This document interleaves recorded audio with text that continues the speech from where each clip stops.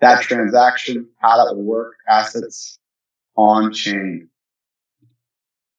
Tron, whenever you can, click that request to speak button and join on in. I think you're in here. He's at the bottom. Cool. Hopefully he can request now. All right. Perfect.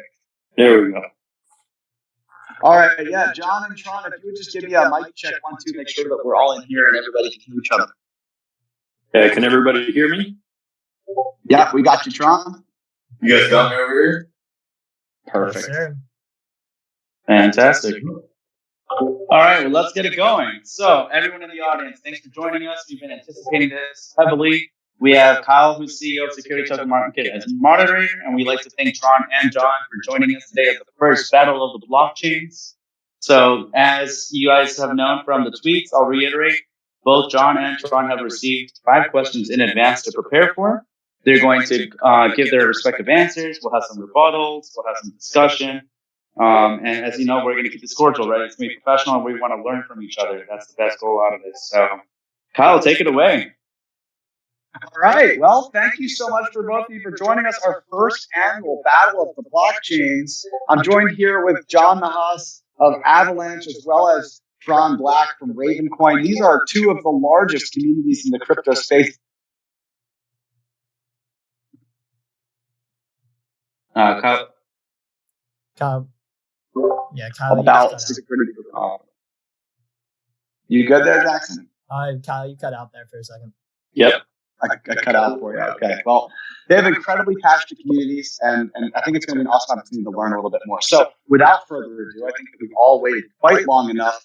I just wanted to first start off and introduce ourselves a little bit. So, as Jason said, my name is Kyle Sonlin. I'm the CEO of Security Token Market. And Security Token Market's goal is to spread the gospel of security tokens. We create all kinds of great media to drive adoption in the industry, and we track the transactions going on in the space, both from blockchains as well as from broker-dealers, from exchanges, and from everyone around the world to see where these assets are trading. We're currently at about 1.1 billion in assets that are being traded worldwide, with billions more that are in their primary lockup phases right now. So there's a lot going on in the security token space. It's grown like 12x this year alone. Things have been amazing and very, very exciting. And so I cannot wait to get into it. So I'd like to first kick off with Tron Black. Now, Tron and the Ravencoin community have been incredibly passionate and supportive of the security token, everything in this space for quite a long time now. So Tron, if you just give us a quick intro on yourself and to kick this off, that would be great. Yeah, hi. So my name is Tron Black. That is my real name. I have been a developer for quite a long time, an entrepreneur, a couple of exits, and have an MBA. I love the space. I love all crypto. I represent Ravencoin because I was the lead developer on it. Yeah. Fantastic. And John, please do the same. Let us know a little bit more about you. Yeah, thanks for having me, guys. And Tron, great to meet you and be in this forum with you guys. And thanks to Security Token Markets for having us today. So I'm John Nahas. I'm Vice President of Business Development at Avalanche, supporting the Avalanche blockchain. Avalanche has been around for a year. I've been here about a year and 2 months. Prior to Avalanche, I was founding a team and head of business operations and business development for Token Vault, which was later rebranded to Onta. We built a digital asset platform for spending, investing, and trading. So with this heavy focus on security tokens as well. So I've been around this space now since about 2017. We built the blockchain-enabled money market token for Franklin Templeton while I was at Token Vault and then acquired by Franklin, a major asset manager to kind of spearhead their tokenization efforts. And then moved on to the team here at Alpha Labs to help build Avalanche and pushing on security tokens on the Avalanche network and growing the ecosystem.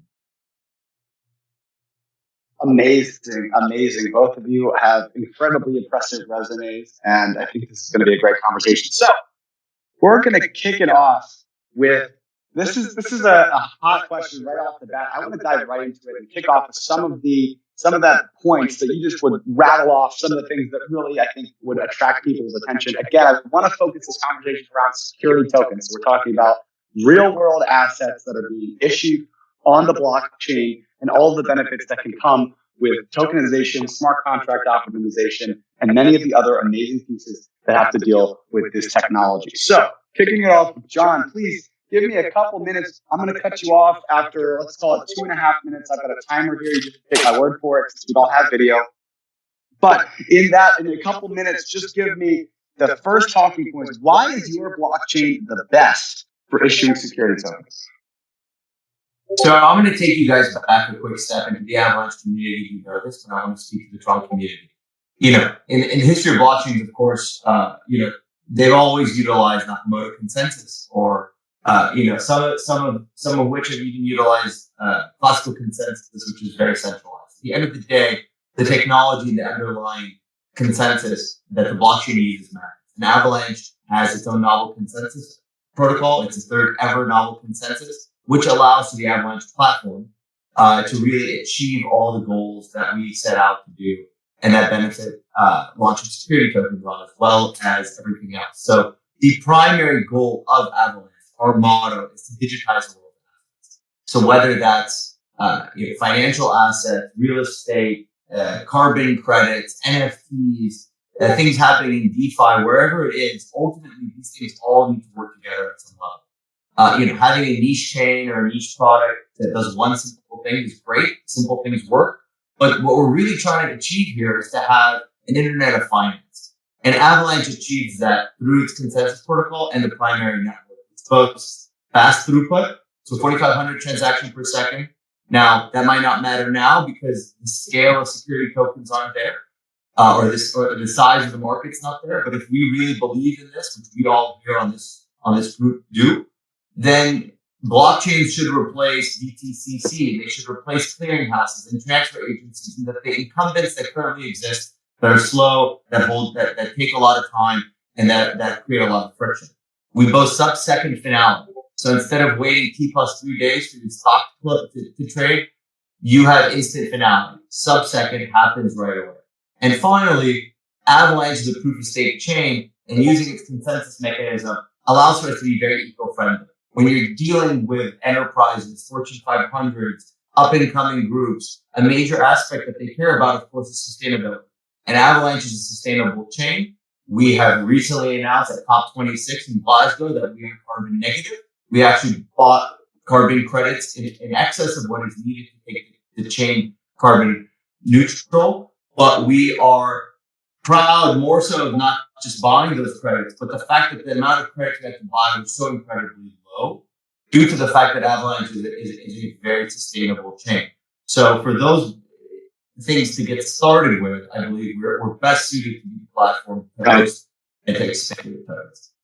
Great. Awesome response. And I give you credit for the fact that you did it in almost exactly 2 minutes and 30 seconds. Well done. And now we're going to pass the mic over to Tron. Tron, just kick it off. Give us some points. Why is Ravencoin the best blockchain for issuing security tokens? Yeah, so it was custom built for it. It actually came out of Overstock, which ran into the same problem that GameStop ran into recently with Robinhood. And so the development of it was actually funded by Overstock, by a division of Overstock called Medici Ventures. And it was designed to be able to handle securities. It has some specific tools to allow compliance. There's other tokens that you can do that don't have compliance, and you don't need that for other countries to kind of stay away from U.S. customers and things like that. You don't have securities laws to worry about, but it's custom built for it. So the ability to create tokens super fast and easy, built into the core client. You choose a quantity, asset, name, tie it to immutable data that says what the token represents, what it's about. It's not a generic platform where it's just a kind of a programming language running, kind of network wide, like an Ethereum, but it is custom built for tokens. It uses the security model that Bitcoin has, so you can actually track the tokens back to issuance using the UTXOs if you choose to do so. So you can see that. It has the ability with the tokens to do an audit, where you can make sure to see where all of the addresses contain the exact number of tokens that you've issued. which is important to just kind of make sure that extras haven't been created, etc. So that, I would call it a custom-built platform for security tokens. Now, we're also doing NFTs and things like that, just because it does do tokens generically, and it's really good with the IPFS and immutable data. But it's a custom-built platform. Amazing. That makes a lot of sense. Both of you had very strong answers there. And because this is a debate format, I do want to potentially open each one of these, at least these first questions, with an opportunity for both of you to engage. So between the two of you, do you have any questions for each other or anything that you think that you could have a good conversation about regarding what either one of you answered? You have 2.5 minutes to talk between the two of you and have a little bit of a discussion. Well, I'll kick it off. And thanks, Tron, for that overview on Ravencoin. I'll get into kind of the custom aspects of Avalanche probably in future questions. But when you say it was built, custom for security tokens, out of curiosity, what is the transactions per second or the time to finality that Ravencoin currently boasts? Significantly better than the DTCC, which is T+2. It was T+3 when we built it. T+2 days. So it's roughly an hour. Although finality is like Bitcoin. We'll call it almost certainly final after about a minute. But the larger and more transactions or blocks that get stacked on top of that, it gets more and more final. It has 100% finality, meaning you can't be rolled back after 1 hour. I'm interested to hear your response for that too, John. What is the time to finality and those answers as well for Avalanche? Yeah, so on the transaction per second right now, Avalanche is posting at least 4,500 transactions, and those are transactions, actual transactions, not consensus messages like some other competitors out there like to say so. We can boast very high throughput, equal to, if not surpassing Visa. But in terms of time to finality, I think this is what matters. What my initial research from howmanycomps.com that I saw is that, Ravencoin, of course, utilizes the Bitcoin model of 6 confirmations, about 7,263 confirmations, with an ultimate time to finality in days. Avalanche, as evidenced by any explorer that you want to check, has sub-second finality. And that's complete finality. There's no rollbacks. There's nothing else. So we're looking at, a couple milliseconds for complete finality. There's no delays. Usually the delays that we see on any transactions have more to do with the APIs and someone's internet than it does once it reaches the blockchain itself. Yeah, a couple things. One, the information's wrong. It's literally an hour. So that's not sub-second. This might be an unfair question to ask someone, without the technical background to answer it. But is it, let's say 2 transactions were created at the same time, one in Asia, one in the US, right? Which one wins? And how do they know when they win? They can't both be sub-second finality if they both think they won in a sub-second. And there's no way to sub-second tell the one guy that the other transaction happened. So, and honestly, I'm not trying to be mean or anything. I'm literally wondering if there's a reason that it takes minutes to kind of figure this out, worldwide. I would definitely recommend checking out the novel consensus protocol, which allows for this. Right? We don't have a proof of work system. It's not traditional proof of stake. The Avalanche consensus utilizes the gossip network, so there's no contention on the network. And our contention is reduced to such a level that both transactions at the same time, depending on which one gets in first, can find a way to So both can. You can have 2, 3, 4, 5 transactions finalized within a second. I'll look that up. Is it based on Hedera? Yeah. Okay. Great. Well, I appreciate you both for keeping it cordial, but definitely don't feel free to ask each other questions and try to outsmart each other. You two are 2 of the smartest people in this room right now, and everybody wants to hear the questions that come to your minds about each other. So without further ado, let's dig into our next question, which is around regulation. So with the developments in regulation around the cryptocurrency industry, how is your blockchain prepared to accommodate compliance requirements around the world with respect to securities laws? So how are you factoring in securities laws internationally into your blockchain? Tron, we're going to kick it off with you. Excellent question. I love this question because this is one that Ravencoin shines. We did build just initially the initial assets, but then we built another type of asset called a restricted asset. And it was to actually solve some of the problems that the Ethereum was having. Ethereum tended to do whitelisting, which gets progressively worse as you add more people to the ecosystem. You add contracts that are compliant. You say, okay, I'm going to whitelist this address, this address, this address. So then you're basically running a model on the EVM that looks through and says, is this address compliant? Is it in the list? And it's basically a big O-N. It's kind of a way of saying that the more people that you add, the more expensive it's going to be to check. And actually, worst case is to check, and they're not in the list because you got to check the whole list.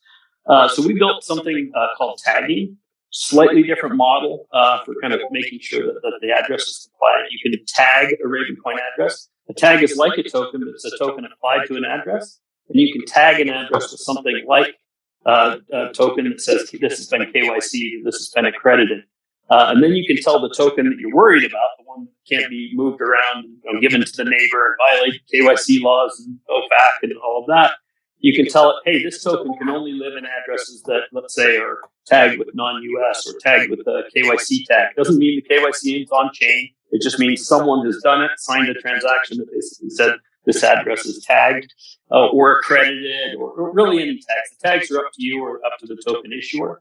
But it can support multiple tags. It can support some logic that says KYC and accredited or US with parentheses and things like that. So that's one of the ways of being compliant. One of the other things that may come into play here soon is the ability to not have a full smart contract language, which might cause issues. I'm not saying it will. I'm just saying it's a concern where you have this kind of built-in ability to kind of trade ERCs and things like that, where that starts to spill over into the Exchange Act of 1940, and may cause issue for some issuers that say, this can get legally complicated. I'll put it that way.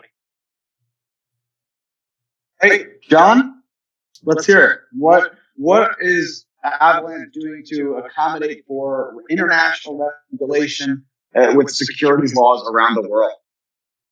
So building on what Tron said in the last point, Avalanche also was built from the ground up to take into account all these things, but not just in a moment of time when it was created. There's flexibility of the system to continually allow for new regulations and new ways to grow by the way that it was constructed. I'll start with the first point. The first point is that our C chain is an instance of the virtual machine. So by definition, any token on there is an ERC, standard token. So in terms of current regulation, the securities regulators in the US and abroad are familiar with the ERC-20s, 1404s, and any other token standard, which could be deployed on us. So what you're seeing is a lot of existing security tokens that are both on Ethereum or on Quorum are being ported over to us because it's faster, it's cheaper, it's easier. But most importantly, to your point, and why Avalanche shines not just today, but will continue to shine going forward, is our ability to launch subnets or subnetworks on our P chain. So subnetworks can be spun up by any validator and have their own rule sets ascribed to it. So if you have a US-based security, you can have KYC and AML that feeds into existing regulations and that can be updated with evolving regulations. You can have accreditation requirements. Anyone to participate in that subnetwork can be accredited and invest in the United States. If you're in the European Union and you want to put GDPR restrictions around your subnetwork, you can do that as well. You can create unlimited amounts of subnetworks, all of which are bound by the regulatory kind of rule sets that exist in those jurisdictions or those locations. And those can all work together and be interoperable with each other. In addition, you can launch any custom virtual machine on an Avalanche subnet. You can even launch a Ravencoin virtual machine that'll benefit from greater security, sub-second finality, and that high throughput and energy efficiency. So the platform itself is there. It's not general. It's general for a general use, but if you want to break it down to specific uses, specific regulations, specific rule sets that exist today, or change it in the future for rules that might be coming, and that we welcome to grow this space, that's able and ready to be done at any given point. Awesome. Awesome. Both of you are taking a lot of effort to make sure that that's fitting. And I think that that's something that is a priority for a security token based asset. And so that's awesome. This is about halfway through the debate here. So I do want to take 1 second, thank our sponsors for Talo and Digital Markets. For Talo is an issues platform in the space doing great work to connect the industry, and Digital Markets doing the same. But on the capital market side, helping issuers figure out how to leverage compliant security tokens. And both are blockchain agnostic, which is awesome for a sponsor of the Battle of the Blockchain, because we're not playing sides. We don't play sides with Security Token Group. All of our different companies, we try to make sure that we promote the best options and build development around the industry. And that means working with everyone. Yes, that means everyone. And so before we kick into the next question for you two, I do want to give a shout out to everybody in the audience. We've got a lot of great people in here. And I want to remind everyone that this voting is actually going to be all done by you guys. Essentially, there is a text chat Battle of the Blockchain that you can actually participate in real time during this conversation. You should be able to see it on the left side there.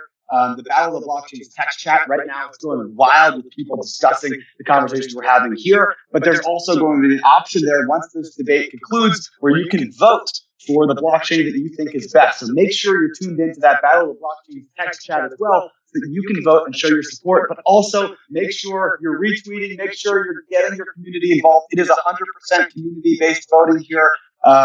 For the first one, and we may explore many other great ways to get everyone involved moving forward. So without further ado, moving into question number 3, this is going to be with John first. John, with the developments in tokenization technology, how is Avalanche suited to support the snowballing global demand for exchanging assets via tokenization while still providing timely and accurate data for the funds, for the investors, for the platforms like Security Token Market that need to be involved? How are you going to support this rapid scaling to potentially trillions of dollars of assets in just a year to 3 to 5 years? How does Avalanche support the scaling of that size with compliant assets? Yes, so this goes back to the point of, the exact nature of the platform itself and its ability to scale and to grow and to utilize subnetworks, right? So anybody that wants to launch a security can create their own regulatory compliance subnet. You can create a permission or a semi-permissionless or a permissionless blockchain, where you can even choose to have your own validators within a certain jurisdiction to obtain a certain license and interoperate with permissionless chain. You can work with whatever regulator you need to. You can work with whatever counterparty you need to. You can work with whatever rule sets and jurisdictions that you want to do that fit the offering that you want to do. So it's not a kind of one-size-fits-all chain, good luck and throw everything at it. You have the existing primary network, which has a C chain, which is EVM compatible, and then you can utilize ERC20 or ERC1404 token standard, but you can also create your own subnet and create your own rule sets and create your own jurisdictional and compliance and regulatory frameworks that fit your own offering. Whether you want to let people in or not let people in based on the regulators' stances, you can do that. But more so than that, that can operate, across with other subnetworks. And in doing so, you're actually giving each security token, each issuer, their own little ecosystem that they can run, that they can control, that can be bound by the rule sets that are set forth there and report back and not have to be kind of mixed in with everything else that happens on the primary network already. Right. Makes a lot of sense. And now we're going to kick it over to Tron. Tron, how is Ravencoin suited to scale properly for the trillions of dollars of assets that are going to be coming on chain? How are we going to support all of these amazing assets with tokenization, as well as providing that data to platforms around the world? Yeah, so great question. So right now, scaling hasn't been an issue. We have the ability to increase some parameters, things like that, to increase scale. Probably not to the level of Avalanche, but we have right now plenty of capacity. The ability to add Lightning and things like that are also possibilities on top of Ravencoin assets. As far as the scaling to the value of the assets, that's one of Ravencoin's strengths. Is we have a strong mining network, and we have the ability to basically lock it at 1 hour, where the chain doesn't roll back and create any issues there. So even though the chain may only be worth a few $1 billion, the ability to put trillions of dollars of assets on there has already been thought of. Awesome. Yeah, you both have put a lot of thought into that, and that's potentially where some of the value of cryptocurrencies has come into play for, I'm sure, both of your blockchains, because of the fact that you've already had to deal with some of these scaling issues that we're certainly going to face on the security side as well. So with that, again, I want to kind of open it up to a more free-flowing discussion for a couple minutes in case either one of you has an opportunity to tell me why your blockchain is a bit better based on what you heard on the other side. What's going on here? Maybe we can talk about consensus mechanisms. I know that we talked about the gossip, consensus for John, and certainly Tron, we know it's proof of work. How is that going to affect scalability, and why is your consensus mechanism better? So one of the things, or one of the differences between an EVM based, and specifically, not even really the EVM, specifically the EVM standing for Ethereum Virtual Machine. So it's the computer that basically runs. You have to write a contract like a Solidity or something like that. It gets compiled down to the EVM. This is on Avalanche, not on Ravencoin. Gets compiled down and basically gets run on every node. So those nodes all kind of have to reach the same conclusion to kind of put that information on chain. So Ravencoin doesn't use that mechanism. Ravencoin uses the mechanism behind Bitcoin, which is the UTXO mechanism.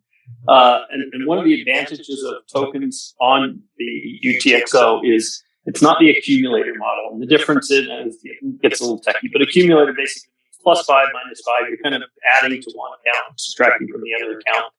Whereas UTXO, you can actually trace the asset all the way back to its origination point to its issuance, and it allows a little bit better traceability for kind of knowing that extras haven't been created and things like that. So I think Tron is focusing on one of our chains, which is the C chain, which is the EVM, right? That's where smart contract happen, and that's where you have the ERC standard, and that's great. But that's only one of our 3 chains, right? So the ability of the Avalanche consensus to achieve finality and to do so with high throughput is that it does it over 3 different chains as well. So to Ravencoin's point and to Tron's point, you have our X chain where any asset can be minted. That also utilizes the UTXO model that Bitcoin does, but it does it by using DApp. And that is super fast, super cheap, optimized for high throughput. So you have that ability to issue an asset there on the X chain. You have an ability to issue a smart asset on the C chain. But going back to it, you have the ability to launch anything you want on a custom virtual machine of your choosing through a subnetwork. So you're not stuck by using a single EVM chain or a UTXO based chain. You can create the subsets and the rules that you want for your asset to live on and to transact on, utilizing the primary network as a base that relies on the Avalanche consensus, which is, as mentioned before, right, novel. I mean, in the history of consensus, you've had classical consensus, Visa uses. It's what a lot of so-called blockchains use. That's a closed group. They decide who's in, who's not the validator, who's not. Nakamoto consensus, to their credit, came across, created a proof of work, distributed the ledger amongst a lot of people, but it simply doesn't scale. It's not sustainable, and it's slow and expensive. The Avalanche consensus takes the best of both and solves the blockchain dilemma by being fast, cheap, and truly decentralized. Avalanche, 14 months after launch, has 1,100 validators running the network, geographically dispersed around the world, with about billions of dollars of assets being secured on the network, actively growing day over day. So the network itself, I didn't check CoinMarketCap today, but the network itself is valued at about, let's say, 15, 16 billion. We have equal amount of TVL right now just on the DeFi side.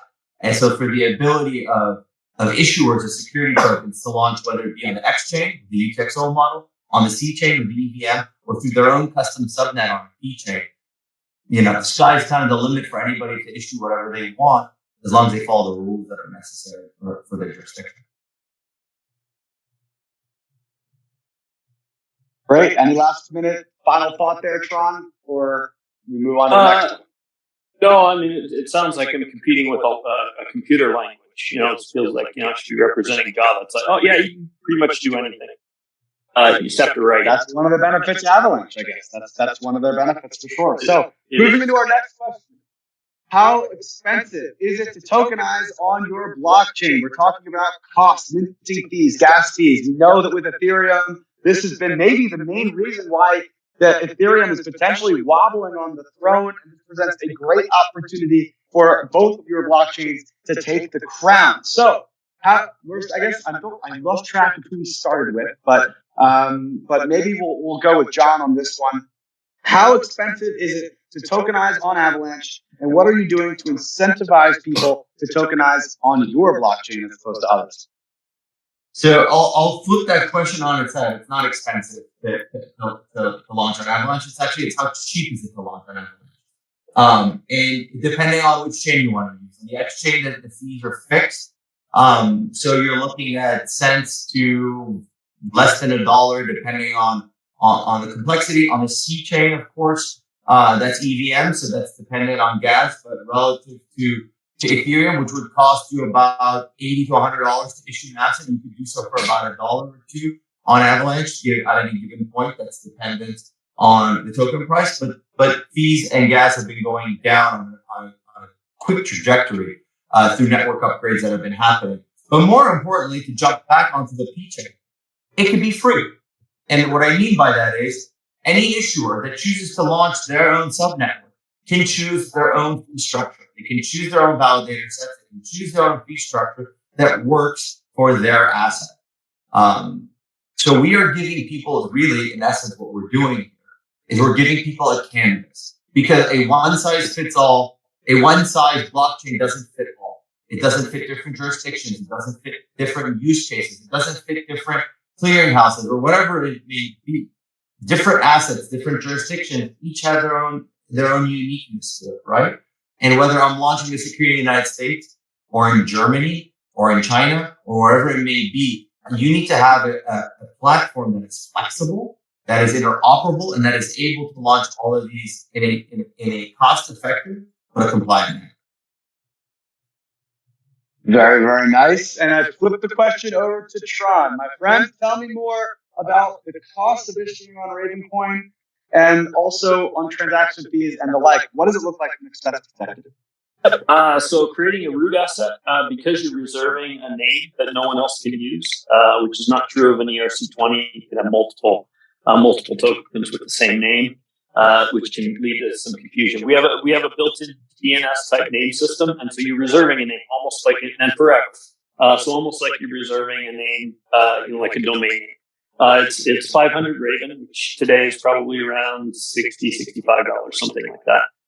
If you do sub asset, where someone else basically has the root asset and you're kind of issuing under theirs, that's 100 Raven. So that's in the neighborhood of maybe $12. And if you're issuing like an NFT, like a single token, then that's about $6. And then, but all of those have unique names. So you're reserving in the namespace that's guaranteed unique. So it kind of eliminates some of the spoofing and things like that can go on. And then the cost to transfer is well under a penny. A fraction of a penny. So it sounds to me, I think we're going to open this up again to a common conversation here. It sounds to me like I'm going to kick it off with Tron, and then you guys can kind of talk about it, but maybe to lead into a little bit of a discussion for a couple minutes. Tron, you're describing your transaction fees in Raven terms, which could provide a variable US dollar term in terms of how much that might cost. In the event that Raven becomes an incredibly high value crypto, which I know a lot of the supporters have been looking for, how do you prevent that from kind of pricing issuers out of actually using Ravencoin?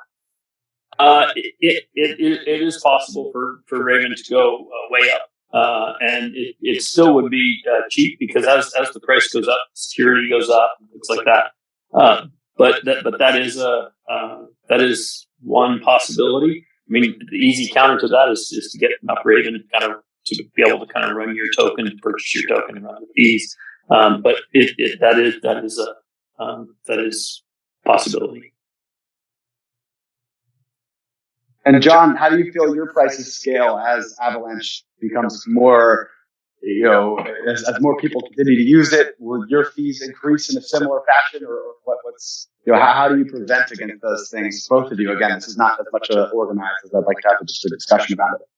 Yeah, of course. Look, there's certain things that have fixed fees. So to create your own blockchain on Avalanche is 0.01 Vox based on the price of a Vox today. It's maybe less than $1, so it's 0.01. That's to create your own blockchain, right? So to create an asset, it's 0.01 as well. So that's about 90 cents to create an asset. 0.001 to mint an asset. 0.001 to import or export an asset. That's on our X chain. On the C chain, it's about 0.0015 to 0.004. And with the implementation of a recent network upgrade, we introduced something called dynamic fees. So in order to keep the safety and security of the network going, in times of high use, of course, the fees will go up a little bit, and in times of low use, they'll go down. But they scale with the traffic on the primary network. Again, this has to do with the C chain and the X chain. On the P chain, in terms of costs, it could scale because people can choose whatever pricing model they want to fit their security. Great. Yeah. I'll address that too. Similar thing, right? So you can do the chain will automatically adjust and increase fees if the chain is loaded. That hasn't happened yet. It does have that automatic built-in fee query system that Bitcoin has, so that's built in. If you do want, of course, the other thing I probably should mention, just it'll give me a kind of a counter against this P chain argument. Ravencoin is completely open source. If you want to copy Ravencoin and make your own, you can do that. So that's kind of the equivalent of P chain, and that's free. You can just take it and run it. It's done, and you can make tokens as cheap as you want that way. So. And to add to that, I mean, Avalanche is also open source. Anybody and everybody can issue assets in the UTXO format that they're familiar with on the X chain, and you can create and launch any asset as an ERC on the C chain. And anybody who's a validator can launch their own open source permissioned or permissionless blockchain on the P chain. So it's really there for anybody to build whatever they want, to create whatever asset they want, whether it's the individual, the institution, or the issuer. Great. Go ahead. Oh, keep going. Oh, John. I do have a technical question about that because Hedera isn't open source, so I'm wondering how that's handled. I'm not familiar with what Hedera is or is not, to be frank. I mean, Avalanche is open source. I welcome anybody and everybody to check out all of the documentation online. It's open source. It's decentralized with over 1,100 validators running the network in only 14 months. So that number continues to grow. The decentralization continues to expand, and I can't even keep track of all the development that's happening on chains with new applications, assets on a daily basis that are kind of proliferating on the network. Same. Great. And we're going to move into question number 5. I want to remind anybody in the audience, leave your questions in the text chat. Jason and Jackson are going to pick out 2 or 3 of those that we're going to be able to rapid fire here at the end before we do voting. But to kick off, number 5. This one should be a little bit quicker or maybe faster, depending on your answer.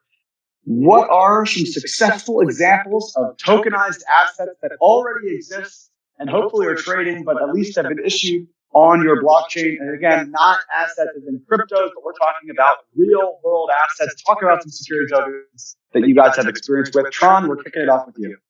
Yeah. So one of the early ones was Chainstone Labs. That one's, there's videos about that one being issued. One of the really early ones.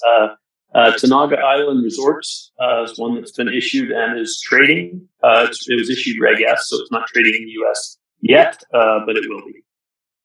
And then there's all kinds of other token types that are probably, may or may not be secured in gold and wine and rum and art, shared art, things like that. Great. And John, do you have some examples of some tokenized assets on AVAX?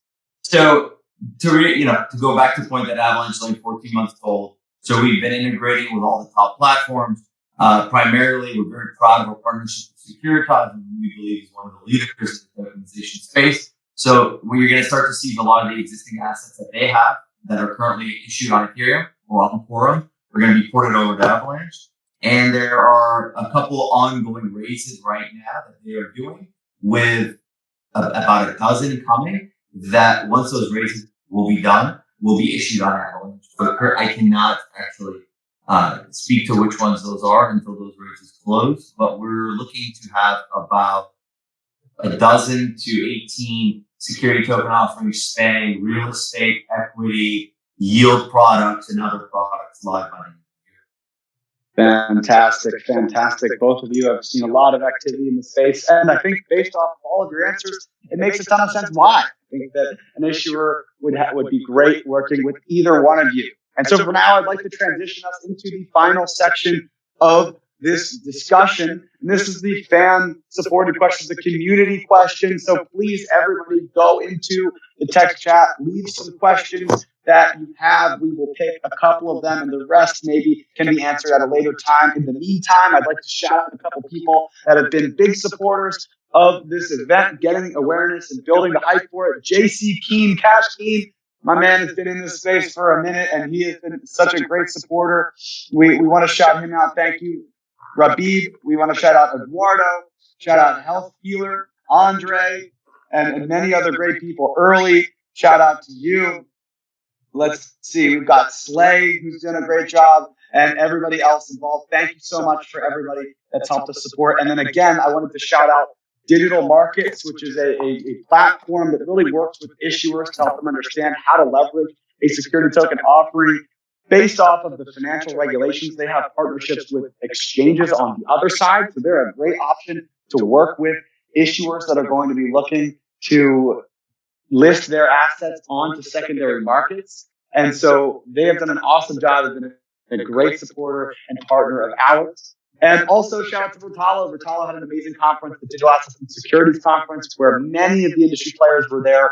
It was a great way to connect with the rest of the industry. Rebuttaled is an API-focused issuance platform that is looking to launch offerings and bring more deals to market. So shout out to both of them for being amazing sponsors. And with that, gentlemen, I hope you're ready for our rapid fire questions. We've got two of them right here, maybe one more coming through with some text chat. This would ideally be some quicker answers just because we want to make sure we get the voting in and try to keep this around 5 p.m. to close it out. So our first question comes from Tony D. Augustine, who's another amazing supporter. He's been here since day one. And Tony asks, when pitching to companies, what use cases is your chain winning and losing with? So I'm not sure which one of you wants to answer this one first. Somebody pick it, and then I'll go to the second one for the second person. But either one of you can answer this, and then the other one can follow up after. What use cases is your chain winning and losing with? I'll jump in. Go ahead, John. Oh, please go ahead. Right now we don't have. There is no Ravencoin marketing department. This is an organic project. So the stuff that's growing on this is really the result of the community, which is incredible and wide and amazing, right? And is building all kinds of things. I mean, new wallets and all kinds of things are coming out, kind of all the time. Just like John said, it's hard to keep up. I can't keep up with even Ravencoin at this point, whereas I used to be able to look for more stuff about Bitcoin. So anyway, right now NFTs has been pretty big. It's just it's kind of taken off. There's multiple NFT marketplaces. There's entire NFT platforms for creating them and for learning about them and creating NFTs. So it's kind of but I think it's a natural thing. It's not a pitch. There's no company that's going to call you, hey, we're from Ravencoin, we're trying to get you to do this. It's just not the nature of the project. So also, John, I mean, we're seeing success across multiple verticals. $18 billion in total value locked in the DeFi ecosystem. NFT marketplaces popping up left, right, and center. Tops choosing us to be their legendary digital art and digital collectible collections on us. But I will push back on that a little bit because it's great to not have a marketing team and kind of have it be an organic thing. But what we're really trying to achieve here, and we're focusing on security tokens, is we're trying to go after the incumbent systems. You're going up and trying to disrupt your JP Morgans, your DTCCs, your entrenched financial behemoths that don't want to change the system, that want to remain gatekeepers, that want to remain net seekers, that want to extract as much value from the investor, from the consumer as possible. So I think it's necessary to have a team. And whether it's myself as head of BD or John Wu, our president, who previously was CEO of Shares Post Digital Asset Group, or Lydia Chu, the other VP of BD on our team who came from Shares Post too, we have an understanding of what it needs to do security tokens, right? To do them compliantly. Because the biggest problem this industry has right now is people hear crypto and they think of crazy things that don't follow the rules and move fast and break things. But to really tap into the trillions of dollars that exist on the sidelines of private markets, you need to have these conversations, not with the incumbent players, but with the new players that want to issue security tokens, that want to do tokenization, that want to reach the retail person, right? So what's working for us is that we're cheap, we're fast, we're decentralized, and we're eco-friendly. All of those things. All righty, then. I want to thank our guests, John and Tron, for doing an amazing job. Some of these questions they had no preparation for, others they did, and yet they absolutely knocked it out of the park. I think that both sides were tremendous here, and now it is time. Everybody, please direct your attention on that left side under the community thing. You've got a bunch of these general news, blog post trading. If you see Battle of the Blockchain, it's its own channel, click that. You'll see a text chat with a lot of different people that have been dropping their hot takes and spicy thoughts in here. And Jackson, I think it's time we can kick off the voting. We have 129 people in this channel right now. I better see at least 100 votes for one of your favorite blockchains. I will not be participating. I would highly recommend that Tron and John both participate and make sure that their blockchain is supported. And I think we can kick it off whenever you want, Jackson. Well, I just sent the... Let's just wait for everyone to stop commenting. I just sent the official vote in the chat, and you guys, I've just now started the official 2-minute timer, so make sure you get your votes in. Make sure you're voting with the right thing. The Avalanche votes, we want to get those red triangles. So if you have already voted with the Avalanche logo, please also vote with the red triangles so that we can get an official number for each. It's pinned in the chat.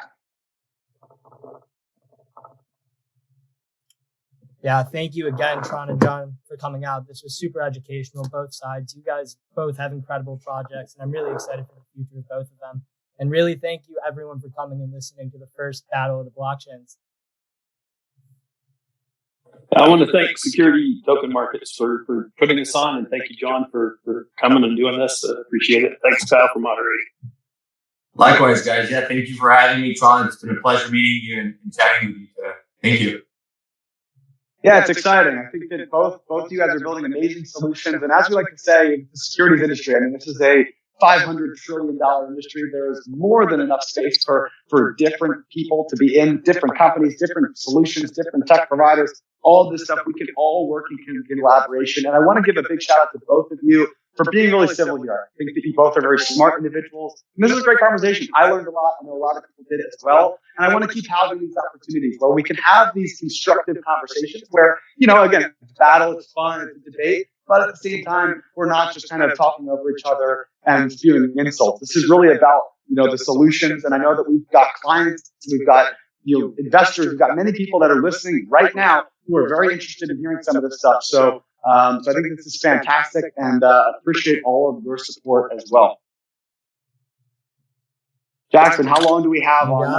How long do we have on? I was going to say, our timer just went off. So the vote is officially closed, and it looks like we can officially crown Ravencoin our first Battle of the Blockchains winner. Congratulations, Tron. Really, thank you both. Thanks to the community. They're awesome. I really don't think there's a loser in this Battle of the Blockchains. John, that was you guys tight. really taught us a ton. And yeah, this was a super close battle. Thank you guys both again for coming out.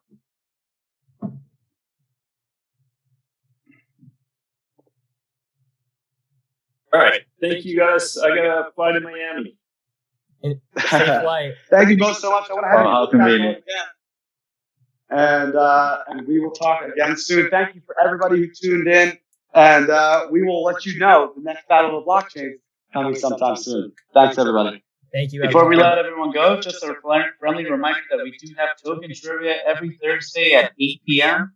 Tonight we will not, but starting next Thursday we will. So be on the lookout for token trivia every Thursday, 8 p.m. Come and get that Discord roll. Awesome. Thank you, everyone. Have a great night. Thank you. Thank you, everyone.